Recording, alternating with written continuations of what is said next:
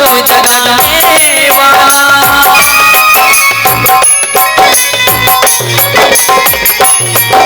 यह अमृत यह मुक्त पंथ यह परम वेद निराला, नवजोत जगाने वाला।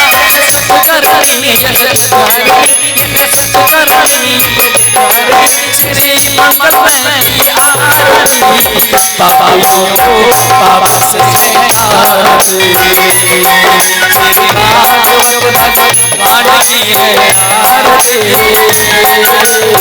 पापियों को पाप से हटाते।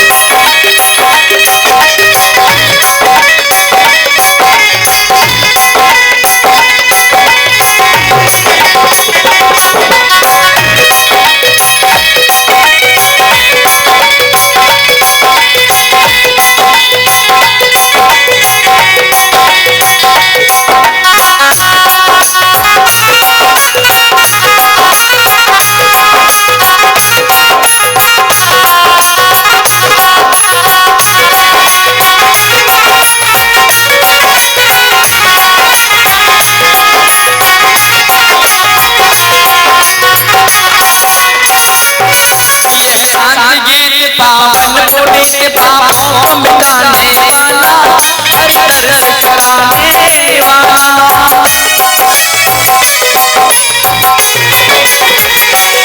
यह सात पावन पुनीत पापों को मिटाने वाला, हरि दर्श कराने वाला। यह सत्कर्मी यह सत्कर्मी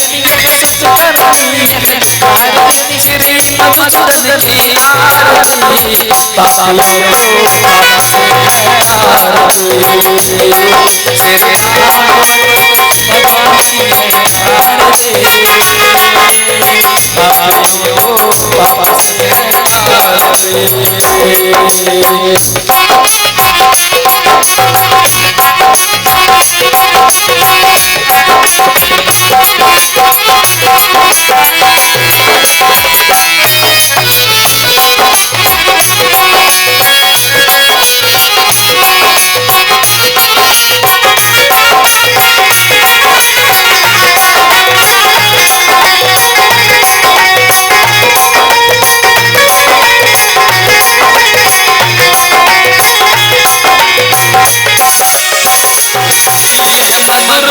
सतमत खोल सतमार्ग दिखाने वाला, बिगड़ी को बनाने वाला।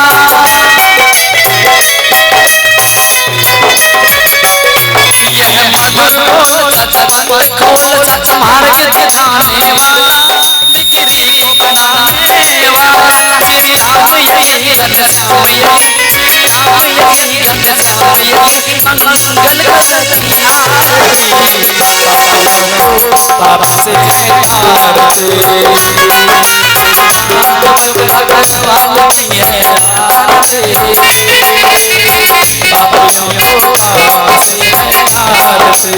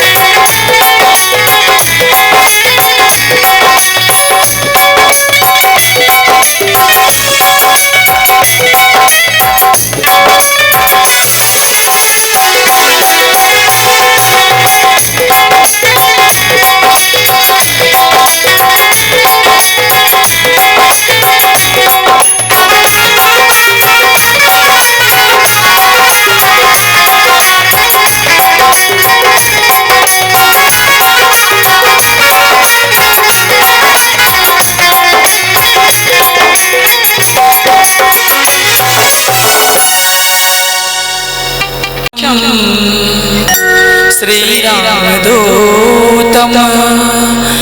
शरणं प्रपद्ये वंशी विभूषित करा नवनीरदाभा पीताम्बरा दरुण बिंब फलादरोष्ठा पूर्णेन्दु सुंदर मुखारविंदं नेत्रं कृष्णात् किं पिता त्वहं न जाने वंदे राधा पदभुजं विष्णुवादी सरस्वते यत्र कुत्रैकतन्नेत्रं पुनीता ब्रह्मण्डमं सुखं श्री भागवतं ग्रंथं वन्दं नमः नमो नमः देवानीशायं नमो नमः वेदं व्यासं नमो नमः राम कथा के रसिक तुम भक्ति रास मति धीर गादी अपनी लीजिए प्रभु तेज पुंज महावीर हनुमंत जी विराजिए तुलसीदास के पद कमल हनुमत होए सहाय तब होए कृपा श्री राम को रघुवर हो सहाय। बोले वृंदावन बिहारी लाल की जय, राधा रानी सरकार की जय, वेदव्यास भगवान की जय, गंगा मैया की जय, रामचंद्र भगवान की जय, श्रीमद् भागवत महापुराण की जय, वेद भगवान की जय, जय जय श्री राधे। आइए कुछ समय के लिए हम अपनी वाणी और जिह्वा को पवित्र करने के लिए भगवान के पावन नामों का कीर्तन और संकीर्तन करें।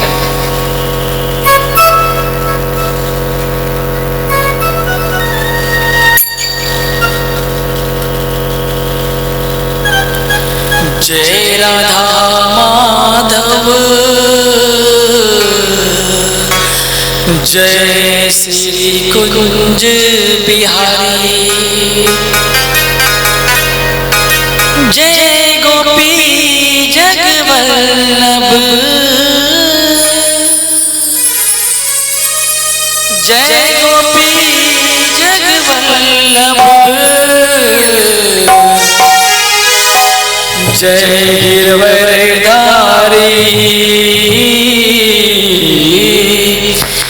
जय राधा माधव, जय श्री कुंज बिहारी, जय राधा माधव, जय कुंज बिहारी, जय गोपी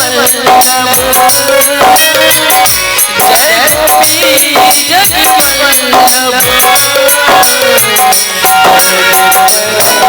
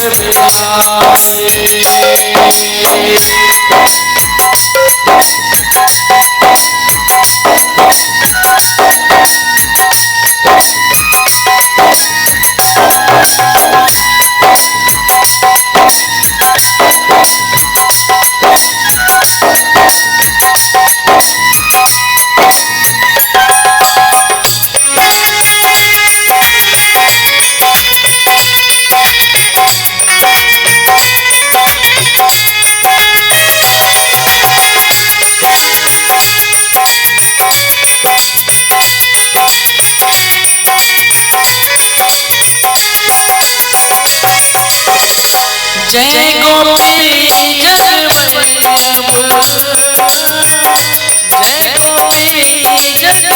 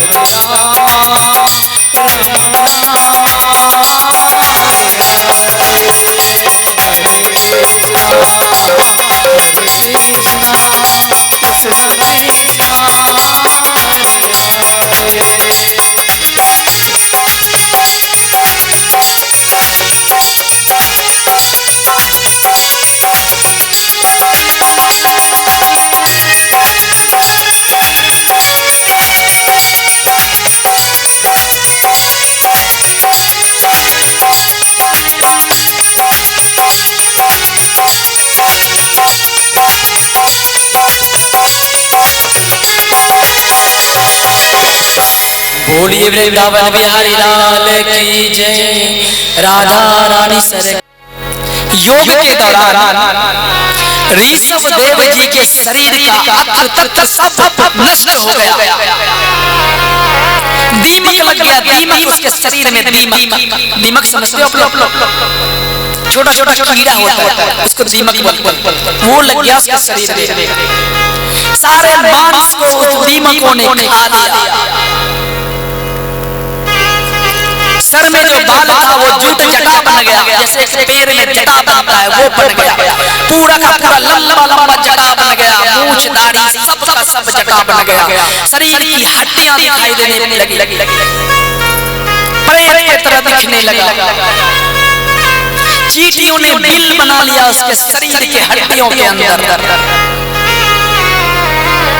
तप के दौरान तब जा के भगवान श्री हरि नारायण चतुर्भुज रूप में आकर दर्शन दिया और कहा कि हे भक्त,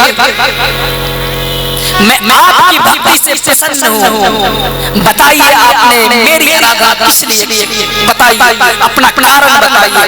और पुनः उस ऋषभ देव नामक भक्त के शरीर के तत्र विभाग को, भाग को भगवान ने पुनः बिल्कुल सुंदर बना दिया, इतना सुंदर बना दिया इसका वर्णन नहीं कर सकता। वेद व्यास ने श्रीमद् भागवत महापुराण में लिखा है, जब ऋषभ देव के सामने भगवान श्री हरि नारायण आए तो भगवान से उसने कुछ भी नहीं मांगा, कहा कि हे प्रभु,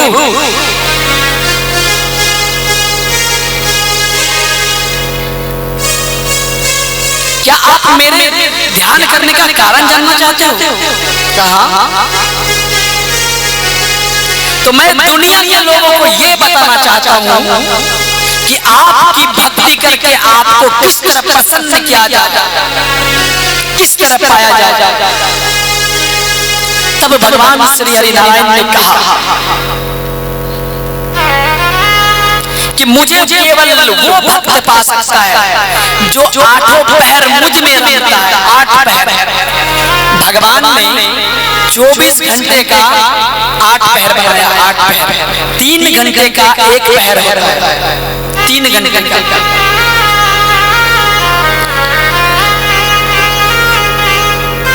कहा 8 पहर जो मुझ में रमता है किसी के पास टाइम? यहाँ किसी को पूजा पाठ की बात करो तो वो कहेगा मेरे पास टाइम ही नहीं है, बस कहीं सत्संग हो, कहीं कथा हो।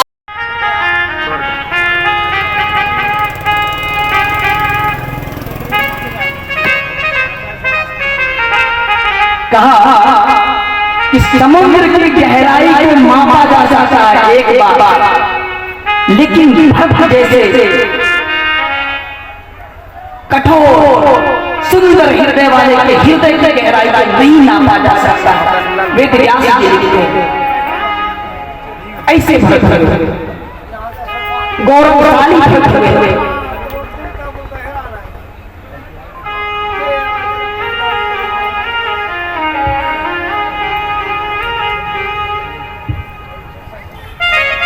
अबला नारी समझते हो? अबला नारी जिसका पति नहीं होता उसको अबला नारी कहते हैं। उसकी भांति किनारे आकर के खड़ी हो जाती है। किनारा नदी का जो किनारा होता है वो आकर के खड़ा हो जाता है भक्त के नाम को सुनकर। भक्त का नाम इतना पावन नाम है, गौरव से लेते हैं, गौरव से।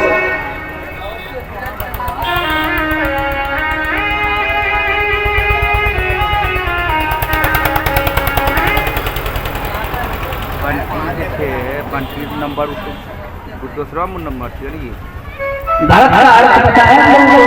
भरत का क्या अर्थ है? भौ का अर्थ होता है भक्ति में, रौ का अर्थ होता है रत हो, तो का अर्थ होता है तम अंधकार। जिसने भक्ति में रह करके जीवन को अंधकार से दूर कर लिया वही भरत कहलाता है। अपने जीवन के अंधकार को दूर करना ही हर व्यक्ति भक्त बन सकता है अगर अपने जीवन की उन अंधकार को दूर कर ले। यहाँ पर वेद व्यास जी ने कहा कि मानव का जो चोला बनाया है भगवान ने 5 तत्व रहित बनाया, इसमें 10 द्वार दिया, एक द्वार बिल्कुल बंद कर दिया और 9 द्वार खुला। और जो 9 द्वार है 9 द्वारों से निरंतर गंदगी निकलता रहता है। नाक से गंदगी, आंख से कीचड़, मुंह से गंदगी, कान से कीचड़, और जो निचला अंतस्थ जो 2 द्वार है सबसे गंदा बताया गया है। लेकिन फिर भी मानव सोचता है कि मैं बड़ा सुंदर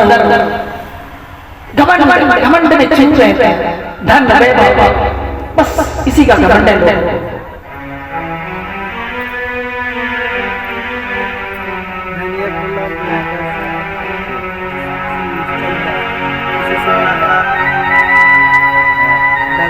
भरत का एक और अर्थ वेद व्यास जी ने लिखा था भागवत जी में कि भरत शब्द का एक और अर्थ अर्जुन जी आपको हमको भाव सागर से क्या सब जोड़ने लगे। रो का अर्थ राम नाम से और तो का अर्थ करनी जो बेदर्मी नरक का जो मुख्य द्वार है बेदर्मी उसको भरत भौ रो और तो 3 चीज से पार किया जा सकता है। भरत बन के तो देखो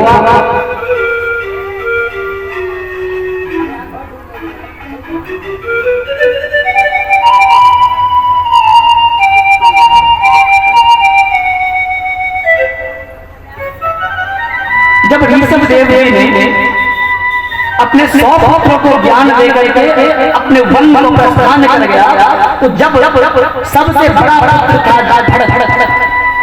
उसने भी सोचा अगर मैं इसी तरह धन दौलत राज्य पाठ को संभालता रहा तो मैं भगवान को नहीं पा सकता। उसने भी अपने 99 भाइयों को सारा साम्राज्य पकड़ा दिया और वो भी जंगल की ओर प्रस्थान कर गए भगवान को पाना के बाद।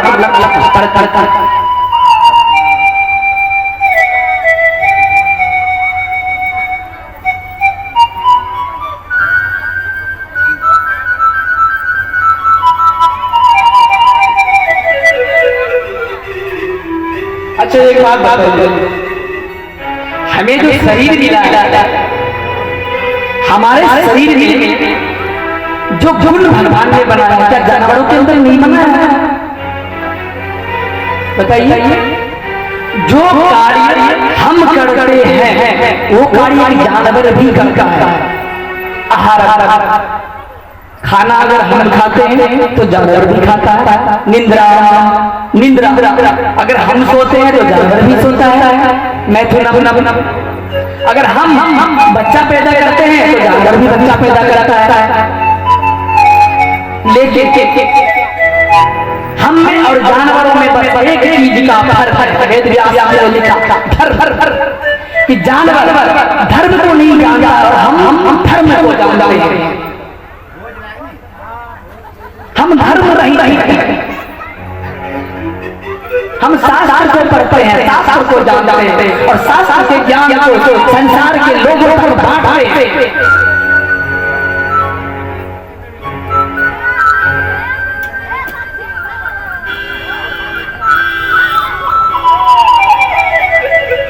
लेकिन लोग सोचते हैं कि धर्म शायद किसी मंदिर में जाकर के पूजा करना ही धर्म है। शायद किसी मंदिर में जाकर के जल चढ़ाना धर्म है, फूल पत्ती चढ़ाना धर्म है। धर्म ये नहीं।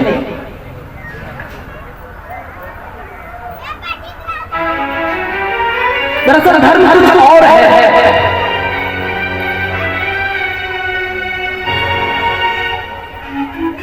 जिसने मानवता को रूप को धारण कर लिया।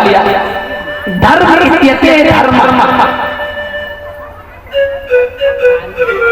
जिसने अपने इस मानव शरीर के रहते हुए धर्म को धारण कर लिया, भगवान के पावन नाम को धारण कर लिया, वही धर्मी है, वही धर्मावलंबी है, वही सनातन धर्मावलंबी है।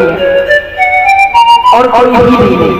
वेद व्यास ने श्रीमद् भागवत महापुराण में लिखा था। आगे श्री सूत जी ने 88,000 वर्षों को बड़ी सुंदर सुंदर कथाएं सुनाई और कर्मठ योगी राजा दीक्षित को श्री सुखदेव जी की ये कथा सुना रहे हैं। क्योंकि भागवत की कथा सुनाई ही तब गई जब राजा दीक्षित मृत्यु के समीप बैठा था, मृत्यु काल के मुख में जाने वाला था, तब यह भागवत की कथा श्री वेद व्यास के द्वारा श्री सुखदेव जी ने राजा दीक्षित को सुनाई।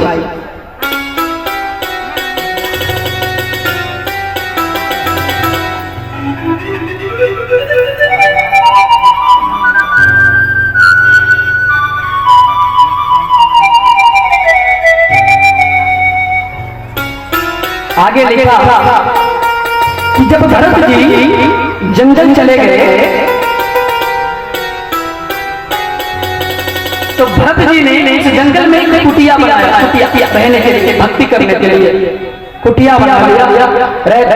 रहते कंदमूल फल खाते, पत्ते, भगवान का जो अभिषेक करता था पत्तों का फूलों का हार लगा करके एक विचित्र तरीके से भगवान का श्रृंगार करते थे भरत जी। कंदमूल फल, भिक्षा नहीं मांगने जाते थे कहीं पर, कंदमूल फल खाते, अपना जीवन यापन करते रहते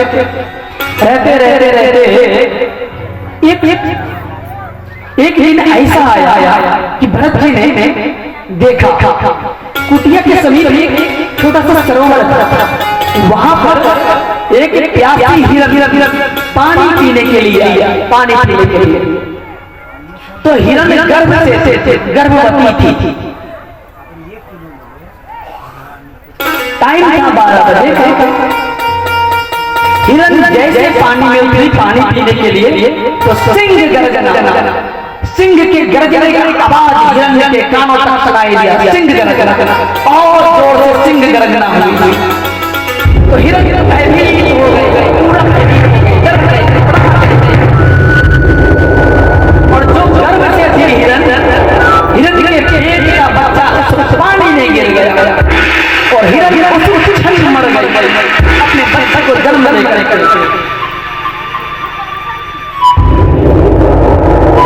तो वेद व्यास जी ने लिखा कि जब हिरण मर गई तो भरत जी बड़े परम स्वाभाविक थे। जब उस बच्चे को देख रहे हिरण के बच्चे को तो भरत जी ने जाकर के पानी से उठा लिया और अपनी भक्ति को त्याग करके उसी बच्चे का लालन पालन लग गए।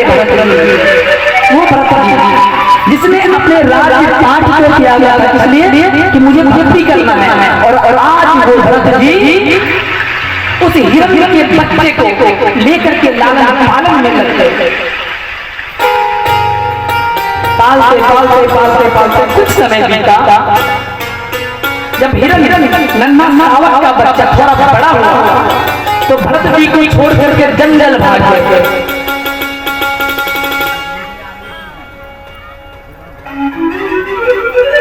जब भरत जी को छोड़ जंगल भाग गए हिरण का बच्चा तो भरत जी व्याकुल रहने लगे, परेशान रहने लगे।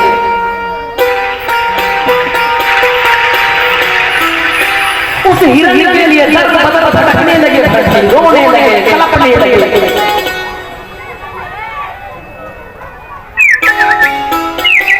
जब वो हिरण का बच्चा नहीं मिला भरत जी को तो कुछ समय के बाद भरत जी बीमार हो गए, काफी बीमार, और भरत जी की मृत्यु हो गई।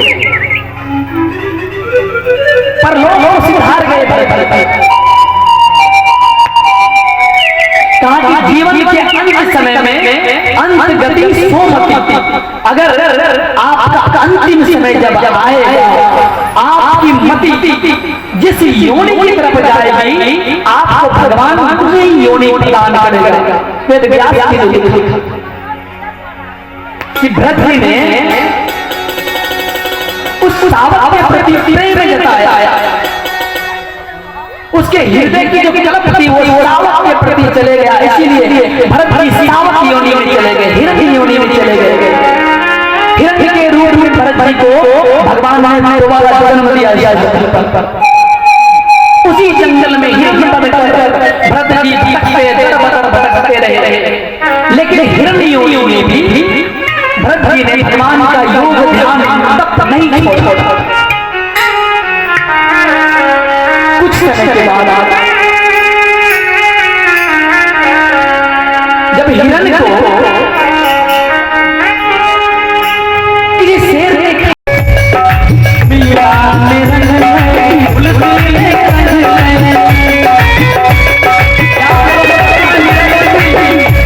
वो मीरा जिसने बचपन से 5 वर्ष की आयु से ऋषियों का संग, संतों का संग कर लिया और अपने शत्रु को त्याग करके भगवान श्री राम श्री कृष्ण की भक्ति में पागल हो गए। तो वेदव्यास जी बाबा तुलसी लिखते हैं, मीरा मेरा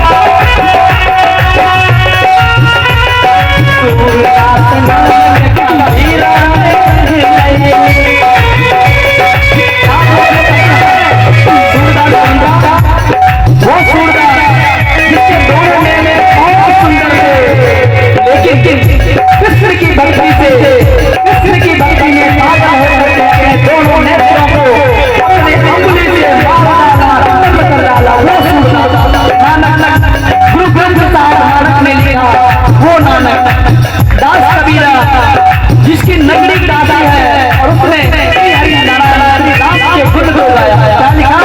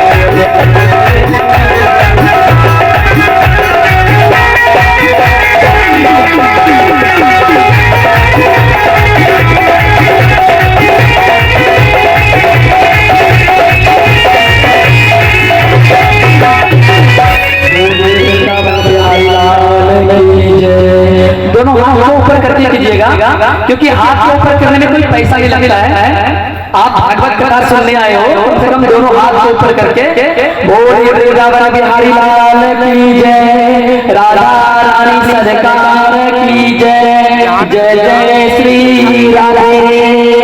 आप कथा सुनने आए हो। बैन की कथा, राजा अंग का पुत्र।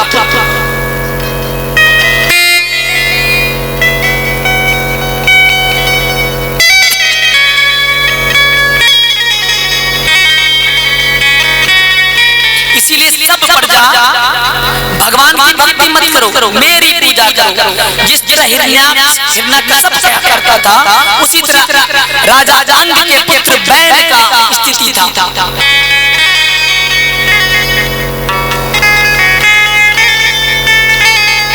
इसके अत्याचार से परेशान होकर के गांव के ब्राह्मणों ने बैन को श्राप दे दिया। ब्राह्मणों के श्राप से बैन की मृत्यु हो गई। बैन परलोक को सिधार गया। अब जब जब बैन था तब तक प्रजा दुखी था। अब बैन चले गया, फिर प्रजा दुखी। जब तक राजा था उसे ज्यादा परेशान था। जब राजा मर गया, राजा के जाने के बाद प्रजा में और उथलता पुथलता, अन्न धन धान्य सब खत्म हो गया। भूख से प्यास से तड़पने लगे प्रजा, बड़ा संकट होने लगा। तो वेद व्यास जी ने लिखा,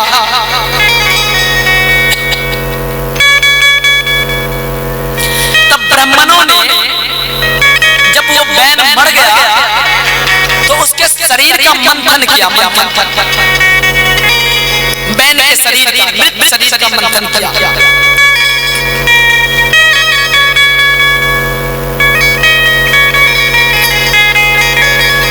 तो नाभि का जो निचला भाग है वो बड़ा अपवित्र माना गया है। उसके मंथन से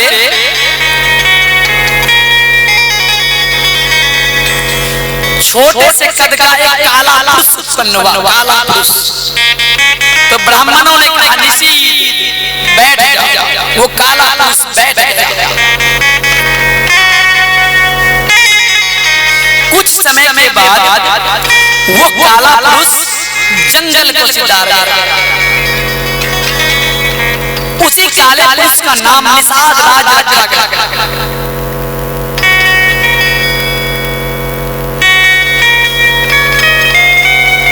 उसके बाद नाभि का ऊपरी हिस्सा का जब मंथन किया गया, क्योंकि ऊपरी हिस्सा पवित्र होता है, नाभि का जो ऊपरी हिस्सा होता है ये काफी पवित्र होता है।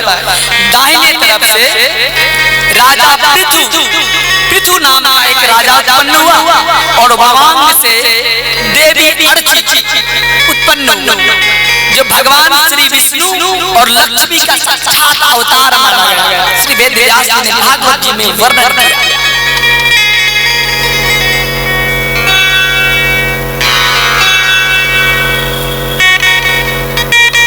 तो जो पृथु था भगवान के अंश कला अवतार, देवी मैया लक्ष्मी की अंश कला अवतार, तो दोनों ने मिलकर के राजपाट को संभाला। जब संभालना प्रारंभ किया तो राज्य में अत्याचार पाप होना बंद हो गया। जब देवी अर्ची और पृथु ने राज्य को संभाला तो राज्य में अत्याचार कुछ समय के लिए बंद हो गया।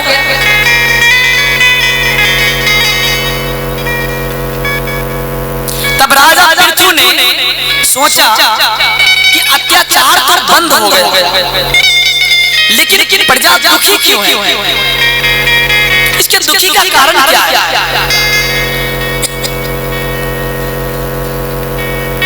तब राजा पृथु ने अपने राज्य का भ्रमण चालू किया, भ्रमण करना प्रारंभ किया।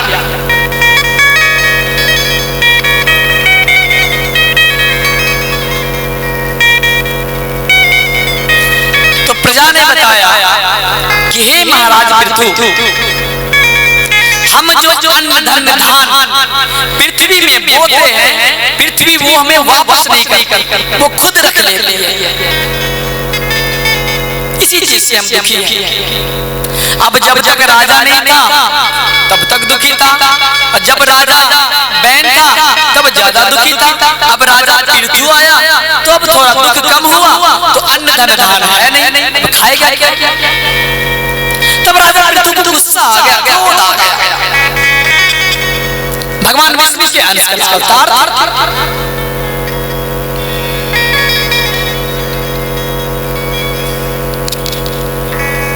तो राजा पृथु ने धनुष बाण उठाया और कहा मैं पृथ्वी को समाप्त कर दूंगा।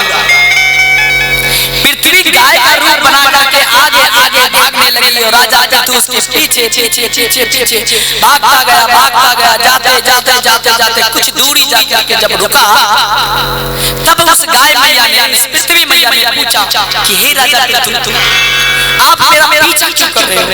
आप क्या चाहते हो?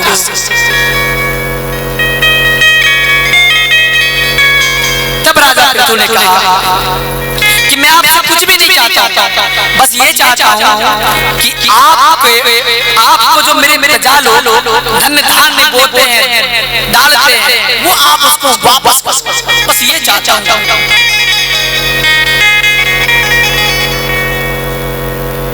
तब राजा पृथु के कहने पर धरती मैया ने प्रजाओं को अन्न धन धान देना प्रारंभ किया,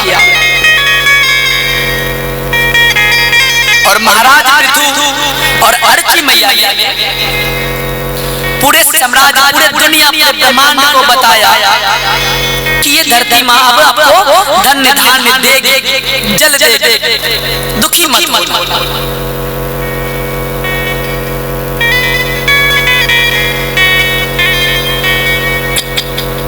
वेद व्यास जी ने बड़ा सुंदर सुंदर भाव रचा। सुखदेव जी महाराज ने राजा परीक्षित ध्रुव जी के वंश के राजा पृथु की कथा सुनाई। आगे आप हम सभी लोगों ने कल महाराज मनु और शत्रुपा के वंश की कथा सुनी थी। वेद व्यास जी ने लिखा, और उधर रामचरितमानस में बाबा तुलसी ने लिखा कि जब भगवान श्री हरि नारायण ने भोलेनाथ जब सती मैया के अंग को लेकर के जा रहा था, उसके अंग के 51 टुकड़े किए थे और 51 जगह स्थापित करवाया, 51 पीठ बनवाया। उसके बाद भगवान भोलेनाथ ने परम योग धारण कर लिया, हजारों वर्ष तक तपस्या में बैठे और भगवान भोलेनाथ को पाने के लिए पुनः देवी जगत जननी जगदम्बा ने ध्यान योग किया और हिमांचल नगर में राजा हिमांचल और मैना की कोख से पुनः शिव को पाने हेतु अवतार लेते हैं मैया। बोलिए जगदम्बा मैया की। पुनः हिमांचल नगर में अवतार लेते हैं। आज मैं आपके समक्ष वो झलक दिखाना चाहता हूँ। भोलेनाथ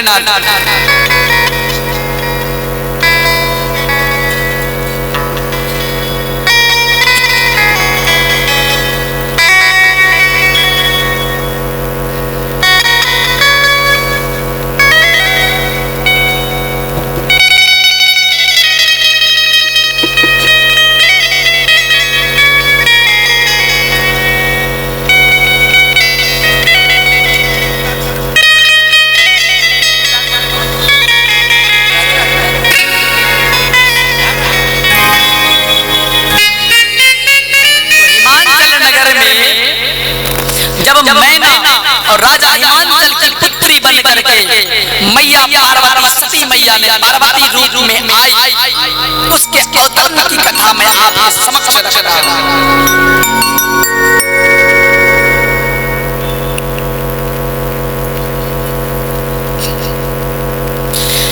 जब मैया पार्वती 5 वर्ष की थी, 5 वर्ष, तब से मैया ने तप करना प्रारंभ कर दिया था। तप करती थी जंगल में।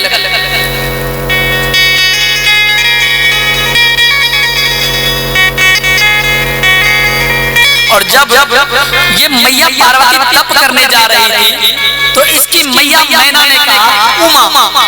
उमा का अर्थ हुआ, ऊ का अर्थ होता है वहां, माँ का अर्थ होता है मत, वहां मत जा। मैया ने मना कर दिया, मैया मैना, लेकिन मैया की बात को नहीं माना पार्वती ने और चले गई।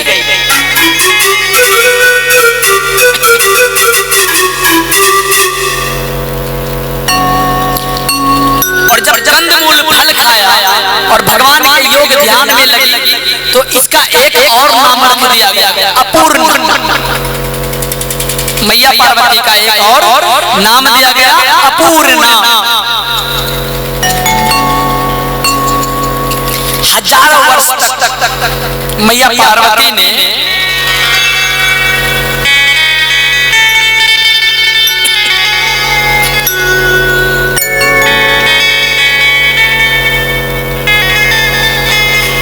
तप को चलाया।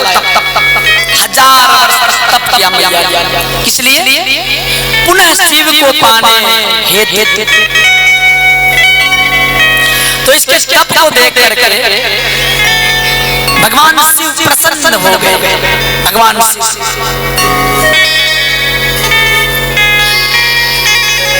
प्रसन्न होकर के ऋषियों को, शब्द आदि ऋषियों को भेजा मैया पार्वती की परीक्षा लेने के लिए कि जाओ उसके भाव को परखो, उसके भाव को देखो। तब शब्द आदि ऋषि जब परीक्षा लेने आए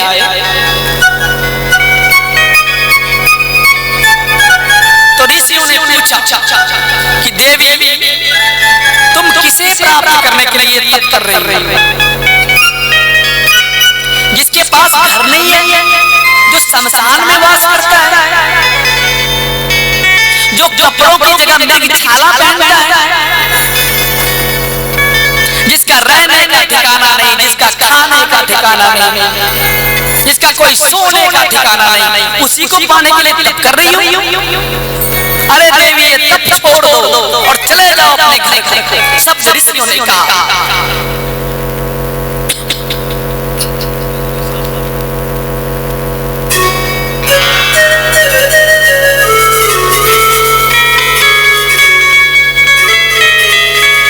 संत जनों ने तो ये तक कह डाला कि पार्वती तुम जानती हो जिस शिव को तुम पाना चाहती हो पति के रूप में, उस शिव के पास रहने को घर नहीं है, वो शमशान में वास करता है, शमशान में। तब पार्वती मैया ने उत्तर दिया, बड़ा सुंदर उत्तर दिया कि हर गांव में कम से कम 2 शमशान होता है, कम से कम 2। तो पूरे दुनिया को अगर हम जोड़े शमशानों को तो कितना शमशान होगा? बड़ा अच्छा है। मेरे पति तो बहुत अच्छे हैं। क्यों? क्योंकि मुझे साफ सफाई करना नहीं पड़ेगा।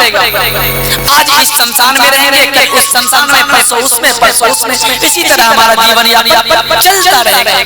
मैया ने ये उत्तर दिया। आगे ऋषियों ने क्या कहा कि उसके पास कोई बर्तन नहीं है, खाना किसमें बनाओगे? तो मैया ने कहा कि कम से कम उसके पास बर्तन नहीं है, कम से कम मुझे साफ तो करना नहीं पड़ेगा। कहीं से भिक्षा मांग करके लाएंगे, मैं खाऊंगी, मुझे खाना भी पकाना नहीं पड़ेगा।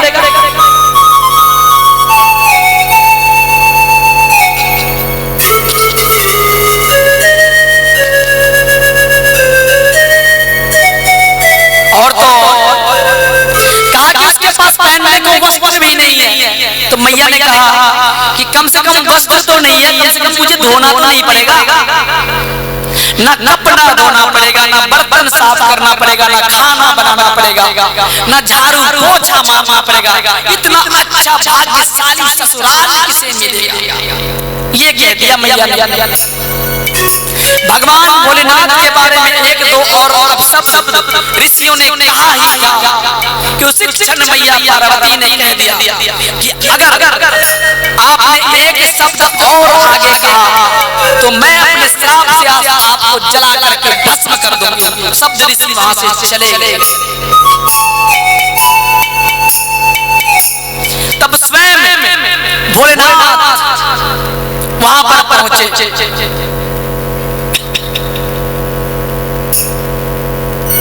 और पहुंच करके अपने ही बारे में अपशब्द कहने लगे, बहुत सारे अपशब्द कहने लगे। तब मैया पार्वती कहती है कि अगर आप पर ब्रह्म ही क्यों ना हो, अगर आपने एक भी शब्द भोलेनाथ के लिए निकाला तो मैं आपको भी नहीं छोड़ूंगी, आपको भी जला करके भस्म कर दूंगी।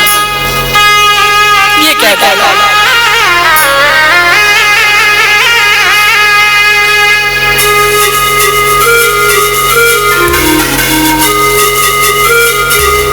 भोलेनाथ ने कहा कि देवी मैं तुम्हारे इस भाव से बहुत प्रसन्न हूँ, बहुत प्रसन्न। हे देवी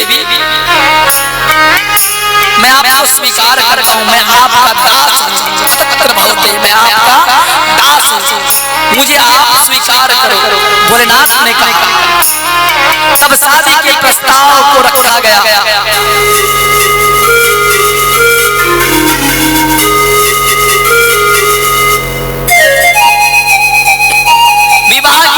चलना शुरू हो गई। विवाह भोलेनाथ और मैया पार्वती की विवाह।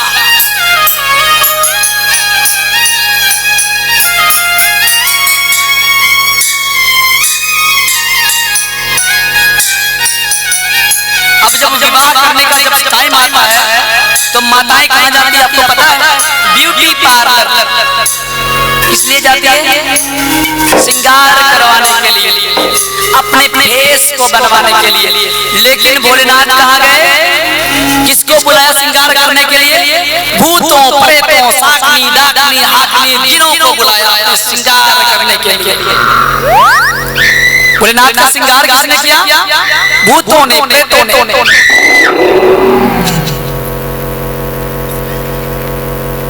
जटा को जटाजूट बना दिया, लंबे लंबे जटाओं को एक जगह बांध दिया जूड़े से और 4-5 सांप लपेट दिया जटा। भोलेनाथ का जब श्रृंगार कर भूतों कान में कुंडल की जगह बिच्छू लटका दिया, गले में माला की जगह नाग लटका दिया, काला नाग।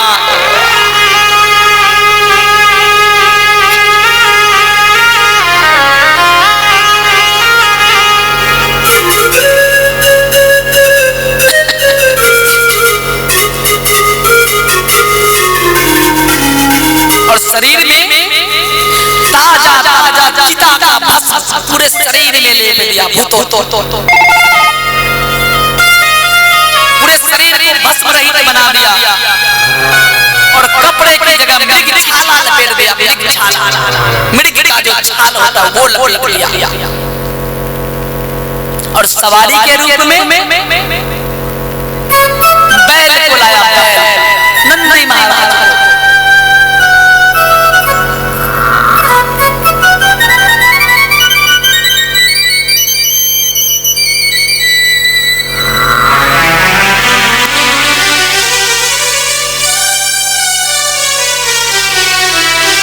शास्त्रों में वर्णन आता है कि भगवान के जब बाराती जा रहा था भगवान भोलेनाथ का, तो सबसे पहले देवता लोग गए थे। कुछ शास्त्रों में वर्णन आता है, लेकिन श्रीमद् भागवत महापुराण के अंतर्गत श्रीमद् भागवत महापुराण कहती है। और उधर बाबा तुलसी रामचरितमानस में लिखते हैं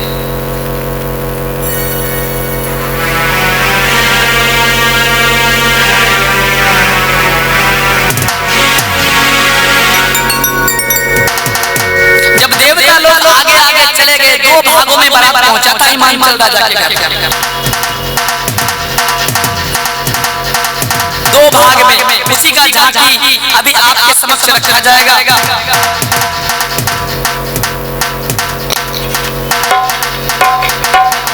तो बाबा तुलसी ने रामचरितमानस में क्या लिखा? जस दूल्हा तस सजी है बराता, जस दूल्हा तस सजी है बरात। तो मैया के सिर में पानी का छींटा दिया गया, तब मैया को होश आया। तब मैया ने कहा कि नारद जी को बुलाओ, जिसने इस तरह का दूल्हा मेरी बेटी के लिए चुना है। तब नारद जी के समझाने पर मैया ने माना। नारद जी ने कहा कि अरे मैया मैना, आप जिसको अपनी पुत्री कह रही हो, आपकी वो पुत्री नहीं बल्कि आप भी उसकी पुत्री हो। ये सारा संसार उसके पुत्र पुत्री है, ये आपकी पुत्री नहीं है। तब सखी सहेली आस पास पड़ोस में आई और एक बड़ा भव्य स्वागत किया और सुंदर भजन गाया। आइए हम लोग भी भजन गाते हैं। ओ भोले बाबा की आ गई बारात, चलो सखी दर्शन करें। ओ भोले बाबा की आ गई बारात, चलो सखी दर्शन करें। बाबा की आ गई बारात, चलो सखी दर्शन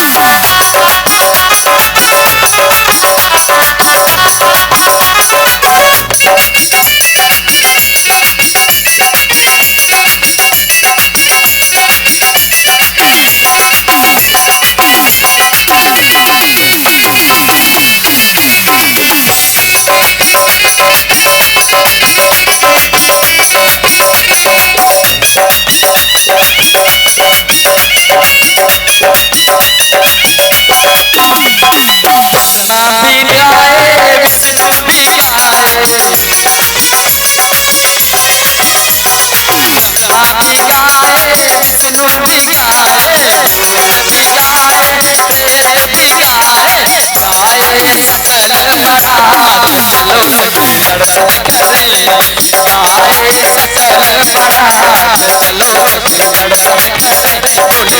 गड़बड़ करे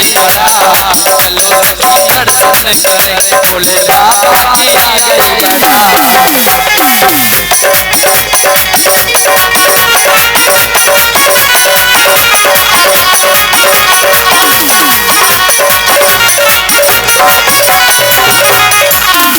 बड़ा। आगे श्री वेद व्यास जी ने लिखा महादेव की जय बोलिए पार्वती मैया की जय। देखिए यहाँ पर एक सुंदर झांकी दिखाया जा रहा है। पार्वती मैया की सखी है और भगवान भूतनाथ का भी भूत प्रेत सब सखा बन करके आए। बोलिए वृंदावन बिहारी लाल की जय बोलिए राधा रानी की जय जय जय श्री राधे। तो इस संयोग से रामचरितमानस में जन्म जन्मांतर के लिए भगवान भोलेनाथ का पार्वती मैया हो गई।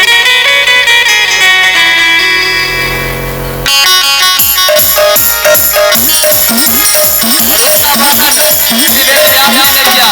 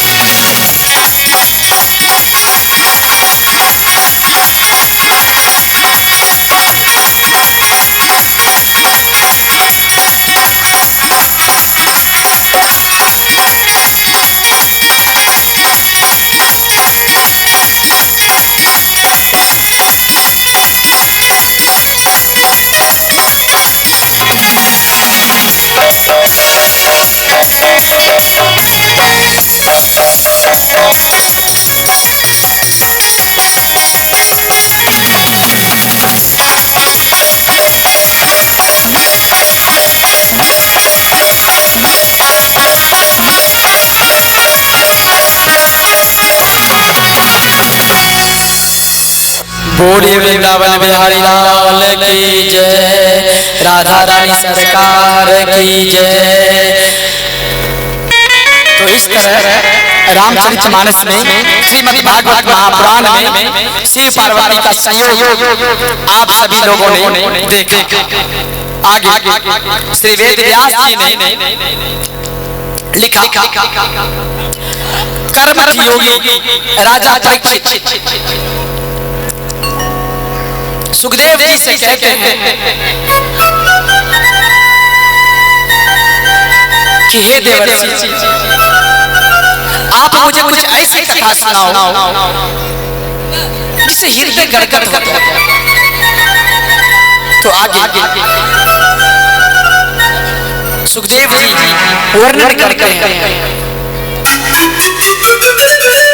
एक समय की बात जब हिरण्याक्ष नामक दैत्य को भगवान श्री हरि नारायण ने मार दिया था तो उसका एक भाई था हिरण्याकश्यप।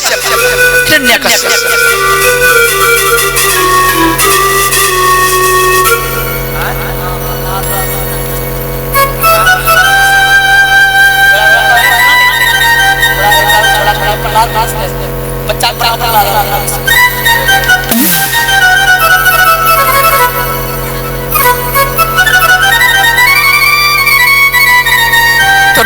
राक्षस अपने भाई के प्रतिशोध को लेने के लिए रुद्र रूप धारण कर लिया था राक्षस।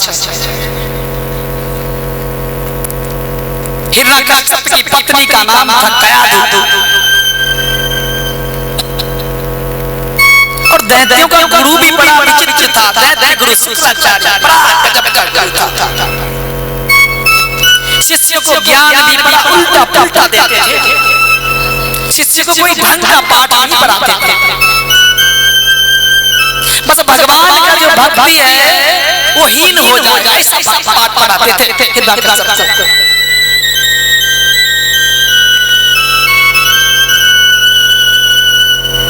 तो एक समय की बात है, हिरण्यकश्यप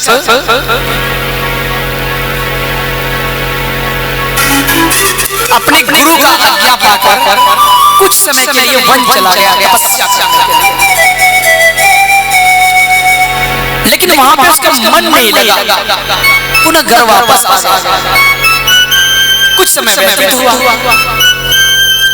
उसकी पत्नी गर्भ से हो गई और हिरण्यकश्यप का जो साम्राज्य था बड़ा उथल पुथल मचा रहा था। चारों तरफ हाहाकार मच गया था, हाहाकार। लोगों को काटना, मारना, जलाना, बहुत अनर्थ करते थे हिरण्यकश्यप, बहुत अत्याचार करते थे। अत्याचारी था, सुंदर स्वभाव का राजा नहीं था। लोग उसे कहते थे कि भगवान की पूजा मत करो, नारायण की पूजा मत करो, मेरी पूजा करो, मेरी। ये कहा करते थे लोगों को। प्रजा को डराते धमकाते रहते थे हिरण्यकश्यप।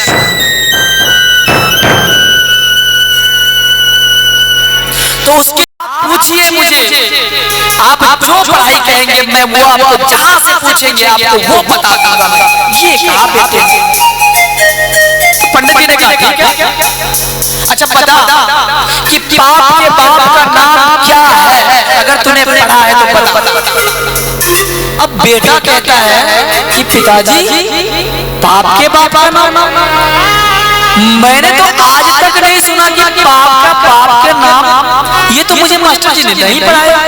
तो कहा तुमने कुछ नहीं पढ़ा तो क्या करें? तो जा और सबसे पहले पाप के बाप का नाम ढूंढ के, कौन है पाप का बाप?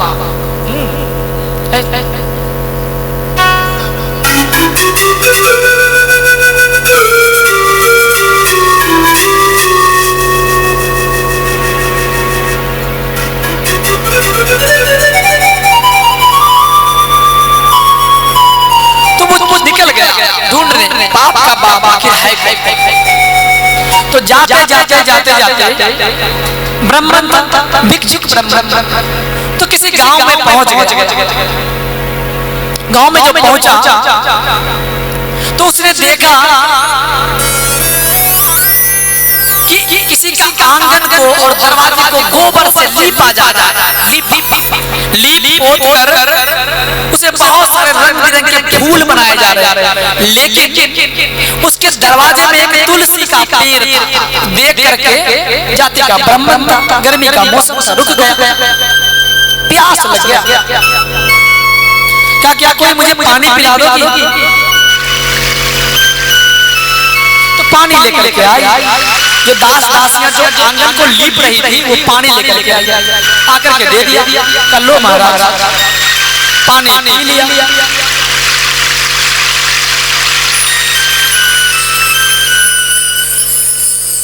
तो वो पूछता है कि अच्छा एक बात बताइए, मैंने पानी तो पी लिया, ये घर किसका है?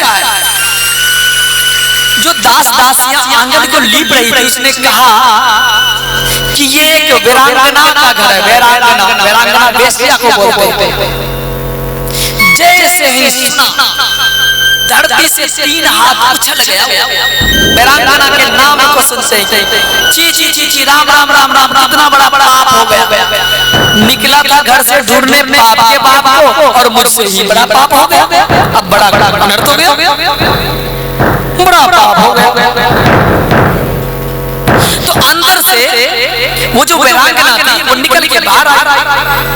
तो वीरांगना ने पूछा, उसने जो बोला ना कि निकला था पाप के बाप को ढूंढने और मुझसे बड़ा पाप हो गया, ये बात उस वीरांगना ने सुन ली। अंदर से बाहर आई वीरांगना, आकर के कहा महाराज क्षमा कर दे। कहा मैंने पाप कर दिया,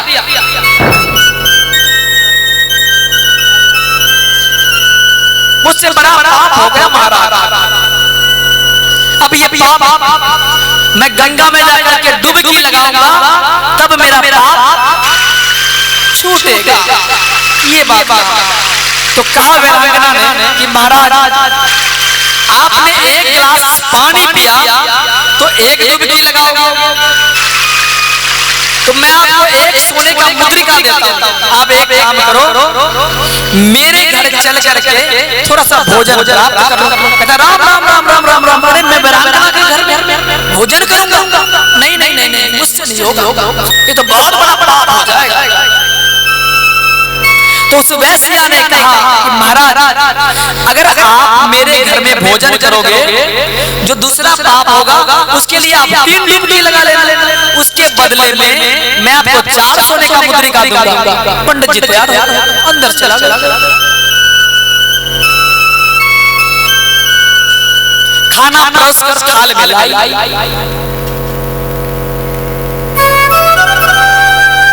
पंडित जी खाने बैठ गए तो वैश्या कहती है कि महाराज आप मेरे हाथ से एक कोड़ खाना खा लो, तीसरा पाप होगा 4 डुबकी लगा लेना, इसके बदले में आपको 10 सोने का मुद्रिका दूंगा।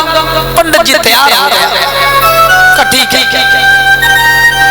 वेश्या ने जैसे कोर उठाया मुंह में देने के लिए एक थप्पड़ पड़ा उसके गाल,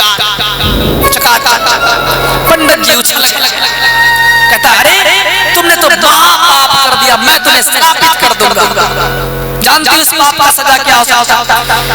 तब उस वेश्या ने कहा बड़ी प्यारे भाव से कि पंडित जी आप जब आए थे, जब आपने पानी पिया था तो क्या कहा था कि छी छी छी मुझसे बड़ा पाप हो गया, राम राम राम राम मुझसे पाप हो गया, निकला था पाप के बाप को ढूंढने, मुझसे ही बड़ा पाप हो गया।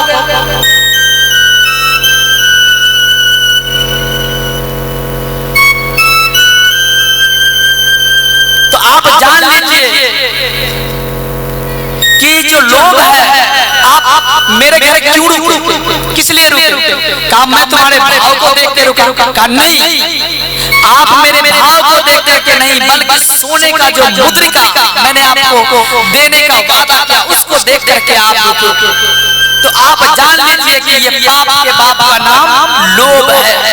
लोभ ही सारा खून फसाद हानि लाभ सब करवाता है। खून फसाद ये लोभ पाप का पाप, यही लोभ यही पाप हिरण्यकश्यप के मन में है कि मैं स्वर्ग का राज छीन लूं देवताओं से। ये सोचता है हिरण्यकश्यप। एक समय की बात, हिरण्यकश्यप ने अपने पुत्र प्रहलाद को पहाड़ से गिरा दिया नीचे कि ये मर जाएगा और नारायण का नाम इसके मुख से नहीं निकलेगा। पहाड़ से फेंक दिया। भगवान श्री हरि नारायण ने इसको पहाड़ से जब गिर रहा था तो उठा लिया, अपनी गोद में उठा लिया, मरने नहीं दिया, बचा दिया।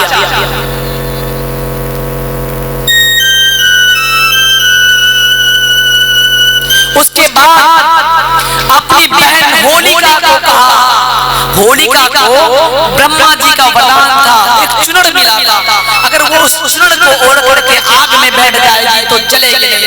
अपने पुत्र प्रहलाद को हिरण्यकश्यप ने होलिका के साथ चिता में बिठा दिया। भगवान की महिमा से उस होलिका का चुनर उड़ गया और वो होलिका जल के भस्म हो गई और प्रहलाद को बचा दिया श्री हरि नारायण। आइए आपके समक्ष एक झांकी हम प्रस्तुत कर रहे हैं हिरण्यकश्यप और प्रहलाद का।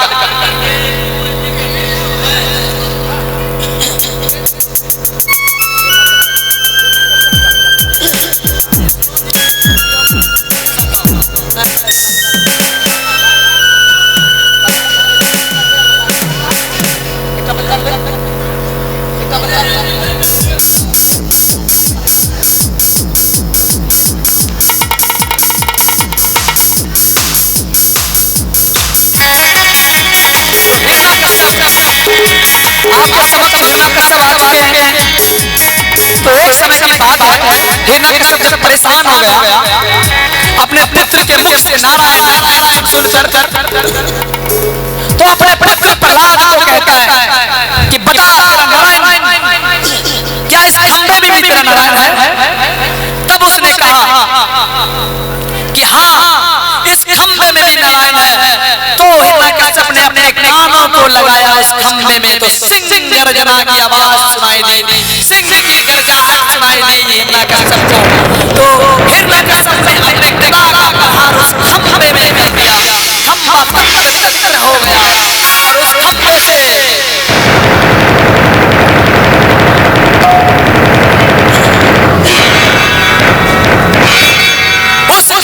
हिरण्यकश्यप ने देखा भगवान श्री हरि नारायण ने नरसिंह का अवतार लेकर प्रकट हुआ।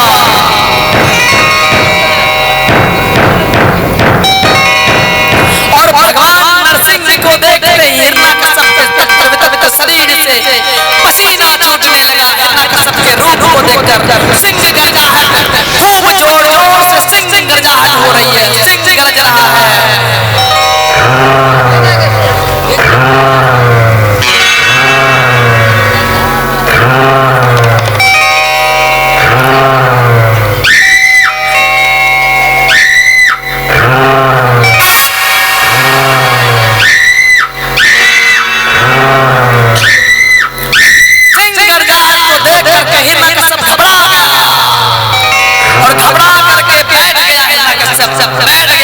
पर जाकर के सिंह को देखकर और नरसिंह भगवान ने भक्त प्रहलाद के सामने हिरण्यकश्यप को अपनी गोद में लिया, हिरण्यकश्यप को अपनी गोद पर बिठाया और उसके सीने को तत्तर कर दिया। हिरण्यकश्यप के सीने को, हिरण्यकश्यप गोद में बैठ गया और हिरण्यकश्यप को वरदान था, भगवान ब्रह्मा जी का वरदान, 6 वरदान मांगा था कि ना दिन में मरूंगा ना रात में मरूंगा। तो भगवान ने कहा देख, ना ये दिन है ना रात है, सायंकाल की बेला है।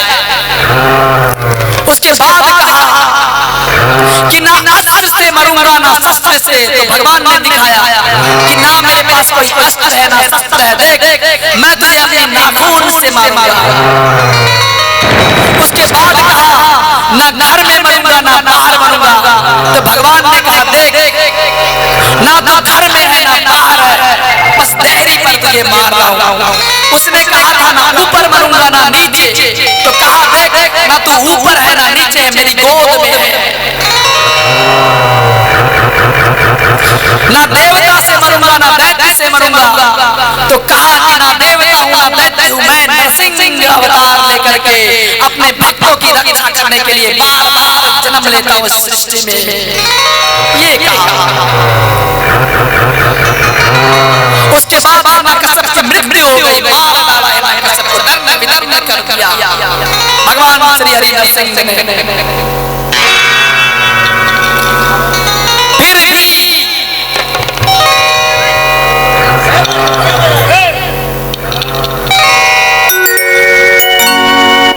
जब हिरण्यकश्यप मारा गया, फिर भी सिंह की गर्जना खत्म नहीं हो रही। बड़ा क्रोधित था भगवान नरसिंह। सोचा लक्ष्मी मैया, सब देवताओं ने आह्वान किया लक्ष्मी मैया का, शायद लक्ष्मी मैया इसको शांत कराएगी। लेकिन लक्ष्मी मैया ने जब सिंह गर्जाहट को सुना तो लक्ष्मी मैया घबरा करके भाग गई। लक्ष्मी मैया से नहीं समझा। तब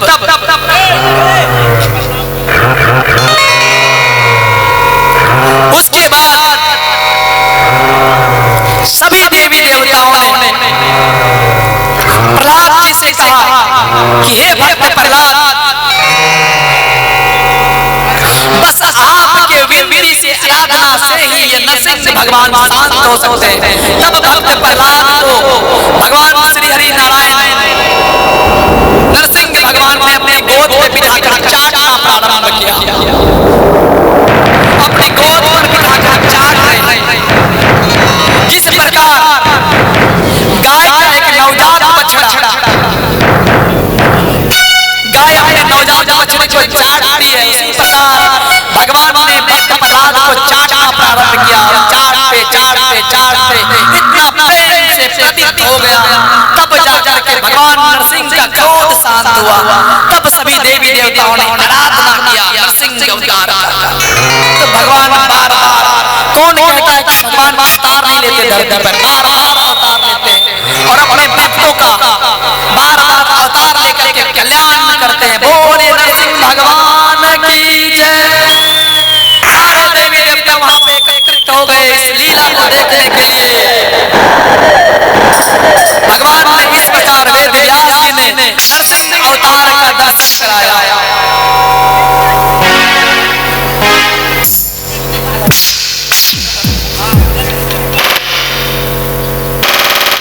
आइए कुछ समय के लिए एक छोटा सा भजन गाते हैं, उसके बाद आगे की कथा इस भजन के बाद।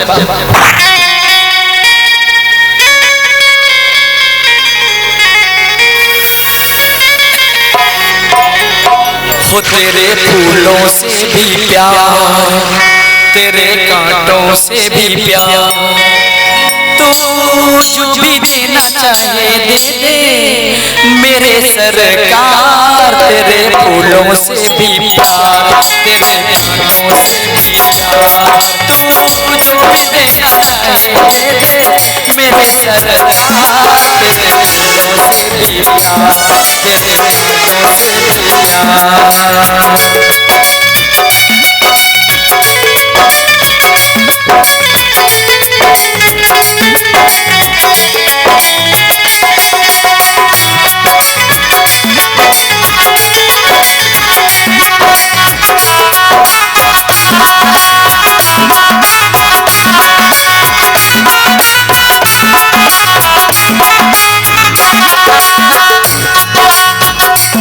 तेरी मर्जी में विधाता कोई छोटा बड़ा राज, तेरी मर्जी में विधाता कोई छोटा बड़ा राज।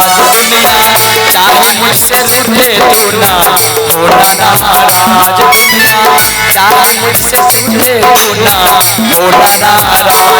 मुझको मरना है बार बार, मुझको मरना है बार बार, हमको कर ले तू स्वीकार।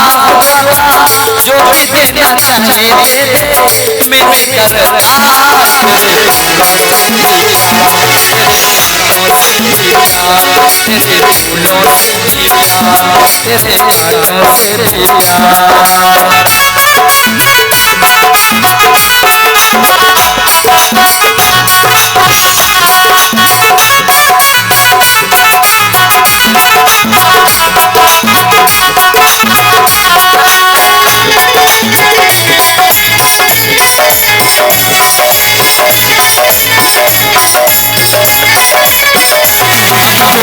दोनों है पसंद तेरे रूप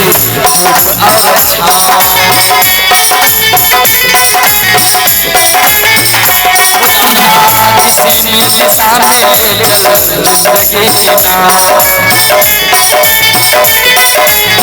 किसी ने निशाने ले चल जिंदगी नाव। पसंद तेरी रूप और छाँव दादा, किसी भी निशान ले चल जिंदगी नाव।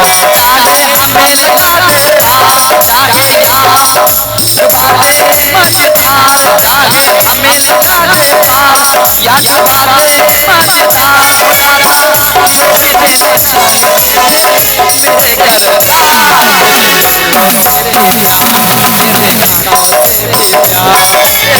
फूलों से भी प्यार, तेरे कांटों से भी प्यार, तेरे फूलों से भी प्यार, तेरे कांटों से भी प्यार।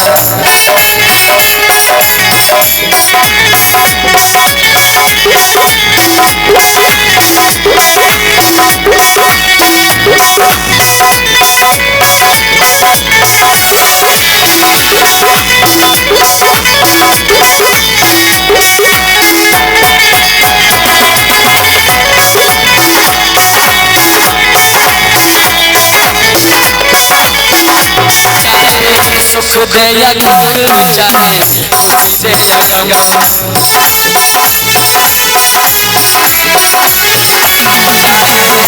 खुशी दे या गम, सुख दे या दुख, चाहे खुशी दे या गम। जैसे जिंदगी देगा वैसे तो मेरे हम, चाहे हसीना संसार, चाहे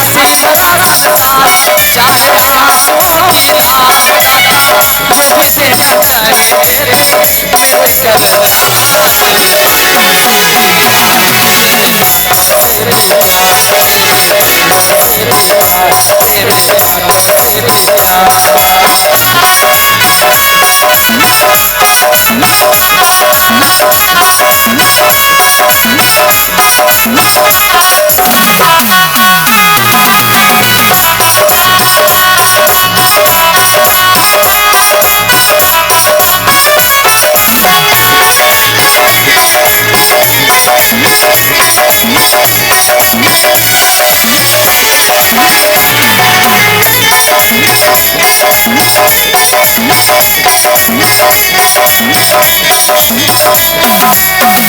टकराए वृंदावन बिहारी लाल की जय। आगे श्री वेद व्यास जी कर्मठ योगी राजा परीक्षित को श्री सुखदेव जी बता रहे हैं कि एक समय की बात है जब स्वर्ग का राजा इंद्र बन गया तो राजपाट पाकर इंद्र को घमंड आ गया, बहुत ज्यादा घमंड आ गया। घमंड में चूर होकर तत्र वित्र वित्र घूमता रहता था इंद्र।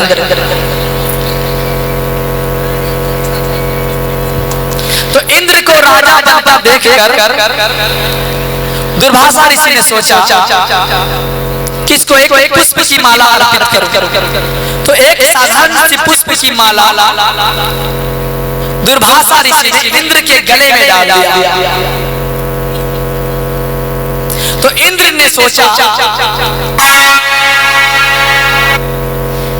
कि मैं स्वर्ग का राजा था और ये साधारण सी फूलों की माला मेरे गले में डाल दिया ऋषिवर ने। क्रोध आ गया इंद्र को। माला को अपने गले से निकालकर अपने हाथी के सूंड में फेंका और हाथी ने उस माले को अपने पैरों तले कुचल कर खत्म कर दिया। उसी क्षण दुर्वासा ऋषि को क्रोध आ गया। कहा कि अरे इंद्र,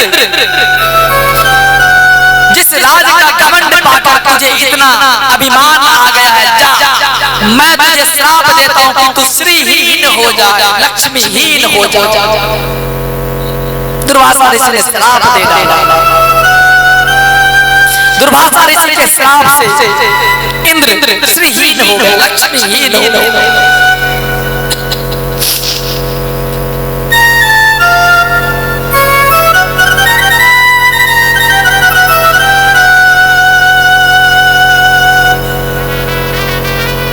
जब इंद्र लक्ष्मीहीन हो गया तो उसी समय देव दैत्यों का राजा था बलि महाराज। बहुत प्रतिपादित ये प्रहलाद जी के वंश की कथा है। प्रहलाद जी का पोत बलि महान प्रतापी राजा था।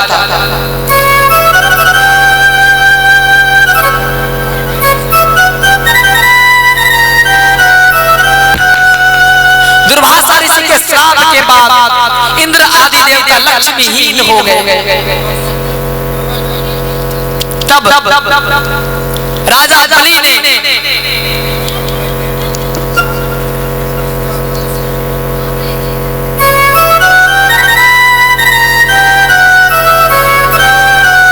स्वर्ग में एकाएक आक्रमण कर दिया।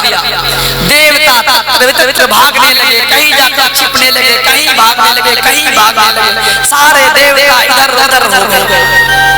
वेद व्यास श्रीमद् भागवत महापुराण में लिखते हैं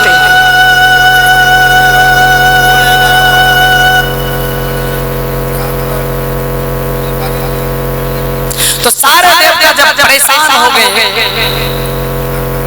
राजा बलि के प्रहार से, तो नारद जी से पूछा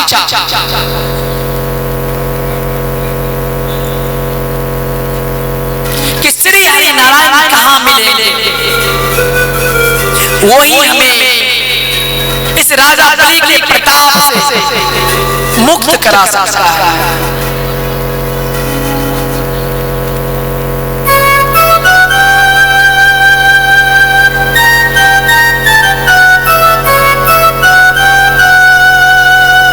देवताओं ने पूछा कि आखिर श्री हरि नारायण हमें मिलेंगे कहां?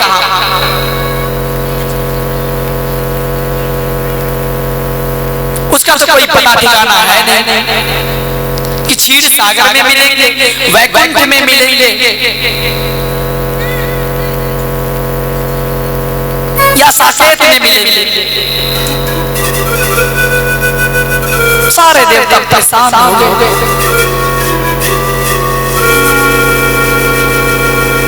सारे देवता पहुंच गए ब्रह्मा जी के पास।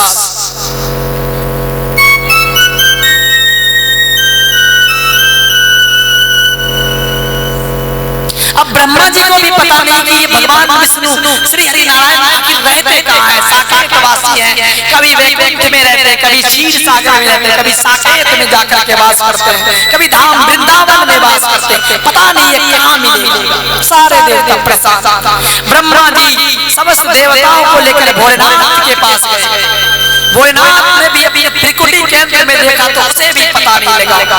तब समस्त देवी देवताओं ने एक स्वर में भगवान श्री हरि नारायण के ज्ञान को गाया। जब भगवान श्री हरि नारायण प्रकट हुए, उसके शरीर से इतना तेज निकल रहा था कि किसी देवता को दिखाई नहीं दे रहा था। केवल 2 लोगों ने देखा, एक ब्रह्मा जी और एक भगवान भोलेनाथ ने देखा। तब काफी विनती के बाद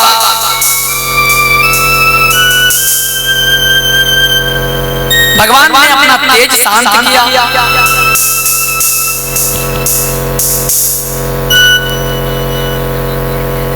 और समस्त देवताओं को आने का कारण पूछा, क्या कारण है? तब देवताओं ने कहा कि राजा बलि के प्रहार से, प्रताड़ित से हम परेशान हैं, सारा राजपाट सब छीन गए। तब भगवान श्री हरि नारायण ने कहा कि जाओ, तुम्हारा कल्याण हो जाएगा।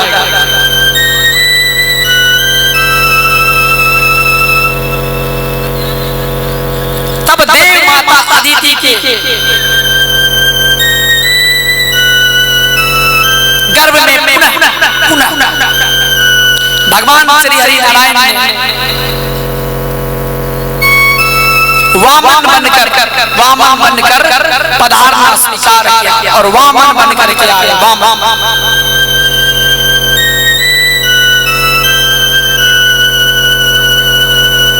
छोटे से कद के, छोटे से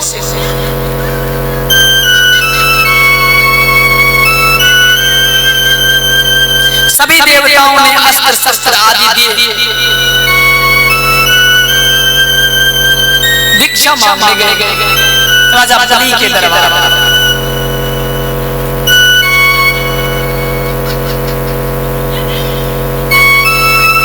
तो राजा बलि ने कहा कि मांगिए, आप क्या मांगते हैं? तो भगवान वामन की प्यारी प्यारी बातों को सुनकर के राजा बलि बड़ा प्रसन्न हुआ। यहाँ तक कह डाला कि महाराज मांगिए, आप अगर स्वर्ग मांगिएगा तो आपको स्वर्ग भी दे दूंगा मैं, क्योंकि वो राजा बन चुका था, 3 लोक का राजा बना। आपको राज्य का एक भाग चाहिए, वो दे दूंगा, आपको सुंदर कन्या से विवाह करा दूंगा। ये तक कह डाला राजा बलि ने। और सुंदर और सुशील ब्राह्मण आया था। तब तक ये बात शुक्राचार्य को पता लगा, कहीं यज्ञ करवा रहा था शुक्राचार्य, किसी शिष्य ने दौड़ कर कह दिया।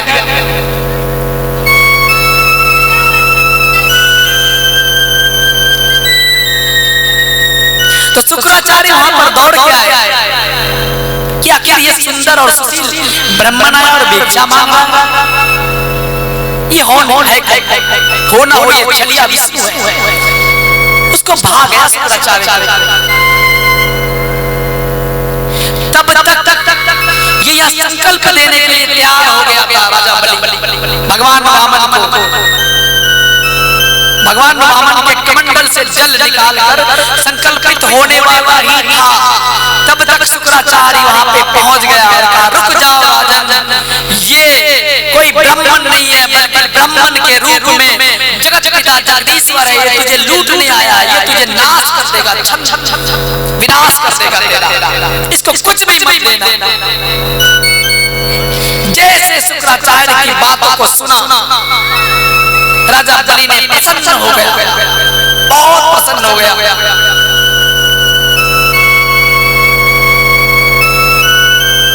शुक्राचार्य की बातों को नहीं माना बलि ने।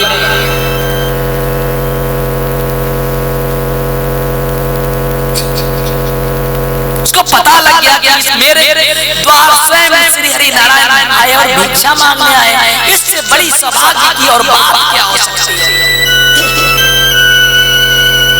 संकल्प कर दिया। जब संकल्प करने के लिए वो जल डाल रहा था, वामन भगवान राजा बलि के हाथों में, तो छोटे से रूप बनाकर शुक्राचार्य उसमें घुस गए, उसके मुख में, कमंडल के मुख में। तो भगवान ने अपने कुशा निकाल कर उसके मुख में डाला और उसका एक आंख फूट गया। शुक्राचार्य ने सोचा अगर मैं थोड़ी देर और रहा तो मेरा दूसरा आंख नेत्र भी समाप्त हो जाएगा, इससे पहले मेरा नेत्र समाप्त हो मैं यहाँ से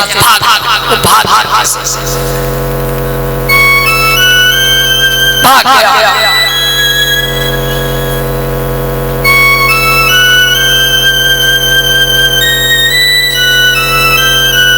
तब राजा बलि ने संकल्प कर दिया और कहा कि हे प्रभु, जिस प्रकार आपने मेरे दादाजी को तारा था उसी प्रकार मुझे भी तार दीजिए। ये बात कहा राजा बलि ने भगवान श्री हरि नारायण से। उसी क्षण 3 पग भूमि मांगा था उसने, 3 पग भूमि संकल्पित करके 3 पग जैसे भूमि दिया उसको। भगवान श्री हरि नारायण ने देखते ही देखते विराट रूप धारण कर लिया वामन भगवान ने। बोलिए वामन भगवान की जय। वामन भगवान ने इतना विराट रूप धारण कर लिया कि आकाश के समान रूप हो गए उसके। एक पग में उसने सारी सृष्टि को नाप लिया, एक पग में उसने आकाश को नाप लिया। अब राजा बलि से कहते हैं कि तीसरा पग कहाँ रखा। तब राजा बलि ने कहा कि हे प्रभु, तीसरा पग आप मेरे मस्तिष्क में रखकर मुझ पर कृपा करें। भगवान ने इस प्यारी बातों को सुन करके कहा कि हे राजा, मैं तेरे बातों से प्रसन्न हुआ, बोल तो क्या मांगा है।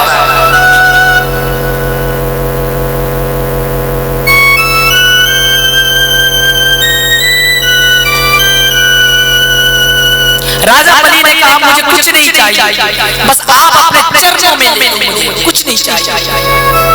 लेकिन भगवान ने कृपा किया कि जा तुझे सुचल लोक का राजा बनाता हूँ। उसी क्षण सुचल लोक का राजा बना दिया। तब राजा बलि ने कहा कि प्रभु, ये घना सौदा नहीं हुआ, सारा साम्राज्य मुझसे ले लिया और एक मामूली सा सुचल लोक का राजा बना दिया मुझे, ये पसंद नहीं आया। क्या चाहिए? तो कहा कि मैं जिस सुचल लोक का राजा बनूं, आप मेरे द्वारपाल बने, तब मैं प्रसन्न होऊंगा, नहीं तो नहीं होऊंगा।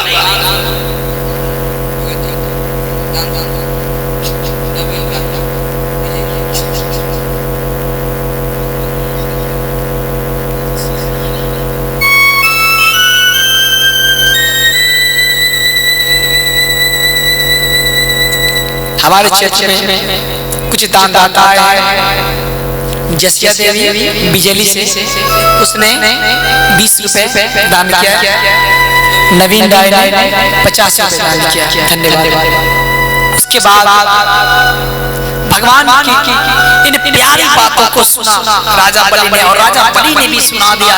तब प्रसन्न हो गए। और जब राजा बलि सुचल लोक तीसरा पग रखकर भगवान ने पहुंचाया, तो भगवान जा के उसके द्वारपाल बन गए। भगवान श्री हरि नारायण इतना सुंदर भाव कि भक्त के लिए कभी चोर बना, कभी डाकू बना, मल भी साफ किया भगवान ने। एक डोम के घर में मल साफ किया भगवान ने। इतने पावन भगवान की कथा का श्रवण कर रहे हैं। इतने सुंदर है हमारे ठाकुर जी, बहुत सुंदर ठाकुर जी हमारे। कि भक्त जिस भाव में याद करता है, भक्त जिस भाव में चाहता है, वो उसके उस कामना को उस भाव में पूर्ण करता है। ये श्री वेद व्यास जी श्रीमद् भागवत महापुराण में लिखते हैं। रामचरितमानस में बाबा तुलसी लिखते हैं, बहुत सुंदर सुंदर भाव।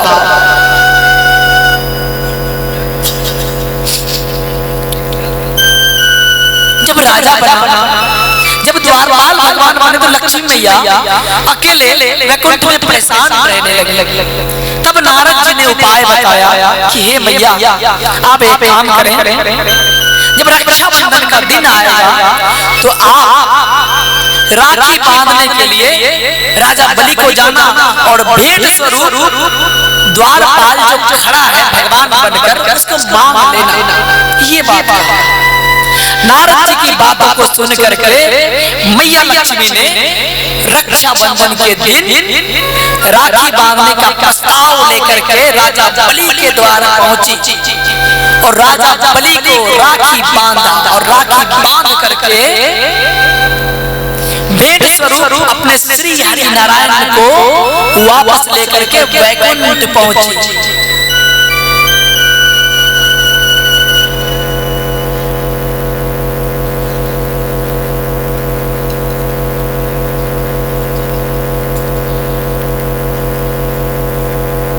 आज की कथा को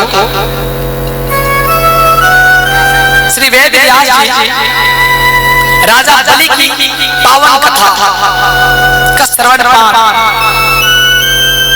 श्री सुखदेव जी राजा परीक्षित को कराते हैं और इधर श्री सूत जी 88,000 ऋषियों को कराते हैं श्रीमद् भागवत महापुराण। आज की कथा को मैं यही प्रभु के चरणों में समर्पित कर रहा हूँ। कल चतुर्थ दिवस में 10वें स्कंद में हम प्रवेश करेंगे। भगवान श्री राम का प्राकट्य होगा कल और भगवान श्री कृष्णचंद्र का प्राकट्य होगा। तो आइए आज की कथा को मैं प्रभु के चरणों में यहीं पर समर्पित कर रहा हूँ। आरती की ओर चलते हैं। आइए आप सब भी हमारे साथ आरती में सम्मिलित मिलते हैं।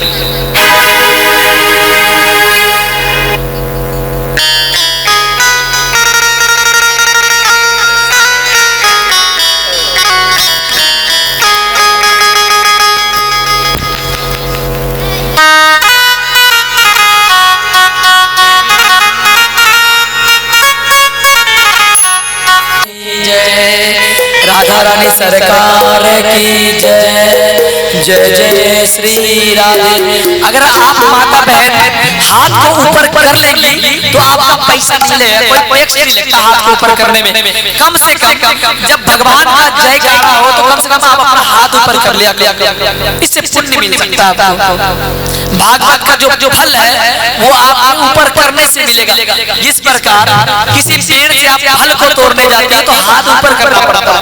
तो ये समझो ये भागवत भी उसी रूप का एक फल है। अगर ये चाहिए तो हाथ को ऊपर करना पड़ता है, भगवान की तरफ फैलाना पड़ता है झोली। हे प्रभु कल्याण करो।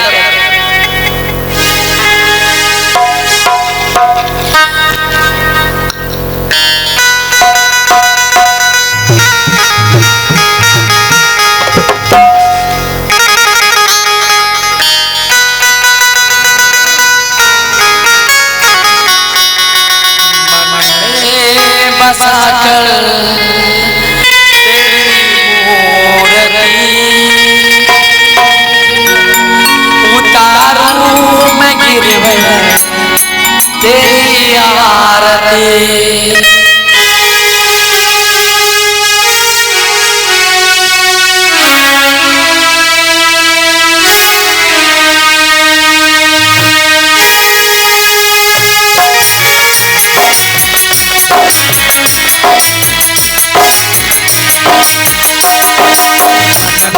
बसा तेरी मूर्ति, बसा तेरी मूर्ति, उतारूं मैं गिरवर तेरी आरती, उतारूं मैं गिरवर तेरी आरती।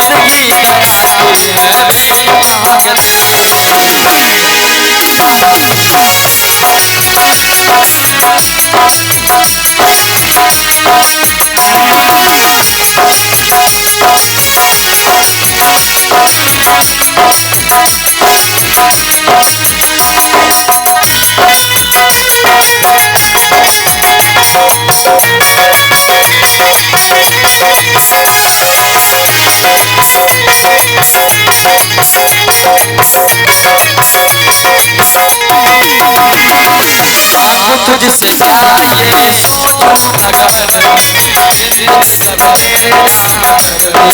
दिया कर।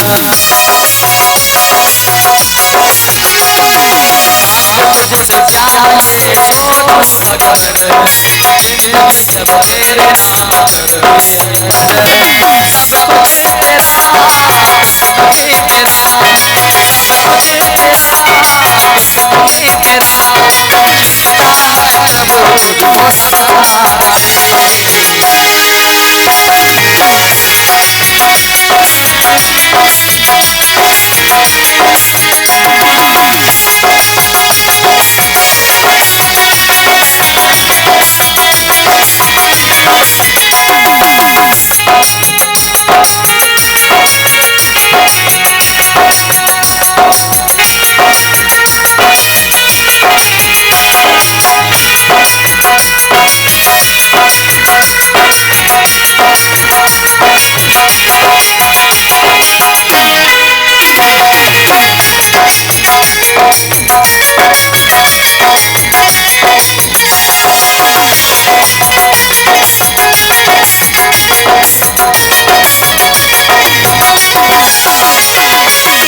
तेरी महिमा गाए संत चरिया, नारद गुणगान करे तेरे बिना। तेरी महिमा गाए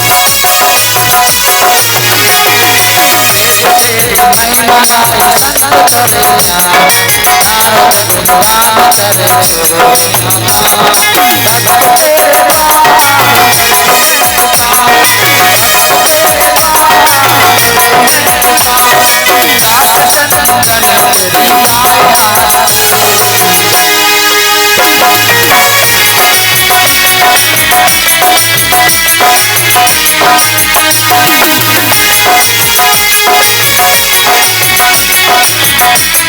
दर्शन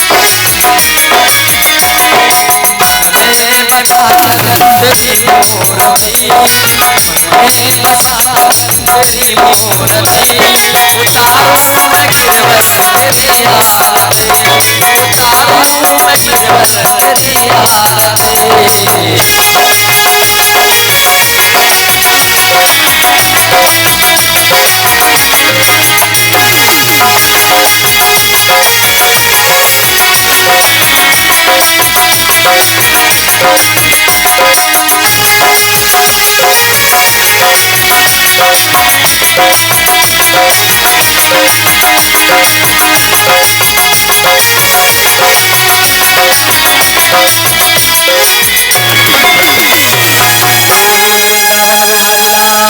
की जय, राधा रानी सरकार की जय, व्यास जी भगवान की जय।